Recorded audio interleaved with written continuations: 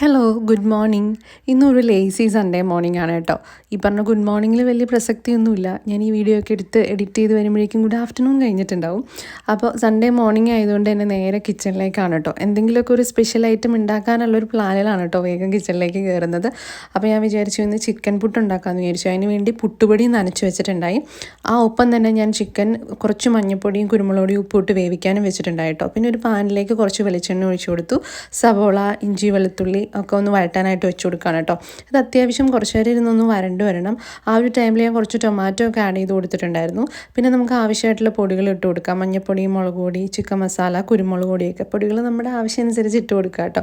പിന്നെ ഞാൻ വേവിച്ച് വെച്ചിരുന്ന ചിക്കൻ ചെറുതായിട്ടൊന്ന് ക്രഷ് ചെയ്തിട്ട്, ഒത്തിരി ക്രഷായി പോകണ്ട, ചെറുതായിട്ടൊന്ന് ക്രഷ് ചെയ്തിട്ട് ഇതിലേക്ക് ആഡ് ചെയ്ത് കൊടുത്തു കേട്ടോ.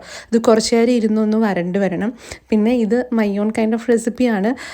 നമ്മൾ യൂട്യൂബിലും അവിടെയൊക്കെ കണ്ടിട്ട് വേറുള്ളവരുണ്ടാക്കുന്നതൊക്കെ കണ്ടിട്ട് നമ്മളുണ്ടാക്കി വരുമ്പോഴേക്കും അത് നമ്മുടേതായ ഒരു രീതിയിലേക്ക് വരുമല്ലോ. ഓരോരുത്തരും ഓരോ ഡിഷസ് ഉണ്ടാക്കുമ്പോൾ അതിൻ്റേതായ പ്രത്യേകതകൾ ഉണ്ടാവും കേട്ടോ. അപ്പോൾ അങ്ങനെ ഞാനതിലേക്ക് കുറച്ച് ചിക്കൻ വേവിച്ച് സ്റ്റോക്കും കൂടെ ആഡ് ചെയ്ത് കൊടുത്ത് അതിൻ്റെ വെള്ളവും കൂടെ ആഡ് ചെയ്ത് കൊടുത്തിട്ടുണ്ട്. അപ്പോൾ നല്ലൊരു ടേസ്റ്റായി വരും. അതങ്ങനെ കുറച്ച് പേര് ഇരുന്ന് നമ്മൾ വഴറ്റി കൊടുക്കണം. അത് കഴിഞ്ഞ് ഇത് ഒരുവിധം സെറ്റായി ഓക്കെ ആയി എന്നുണ്ടെങ്കിൽ നമ്മൾ ഉപ്പൊക്കെ നോക്കിയിട്ട് കറക്റ്റ് ആണെന്നുണ്ടെങ്കിൽ പിന്നെ അത് വാങ്ങി വയ്ക്കാം.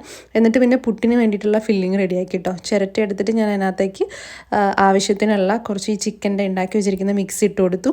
പിന്നെ പുട്ടുപൊടിക്കകത്ത് ഞാൻ തേങ്ങ മിക്സ് ചെയ്തിട്ടുണ്ടായിരുന്നു. ഇങ്ങനെ ഉണ്ടാക്കുന്നതുകൊണ്ട് പുട്ടുപൊടിയുടെ കൂട്ടത്തിൽ തന്നെ തേങ്ങ ഇട്ട് മിക്സ് ചെയ്തു.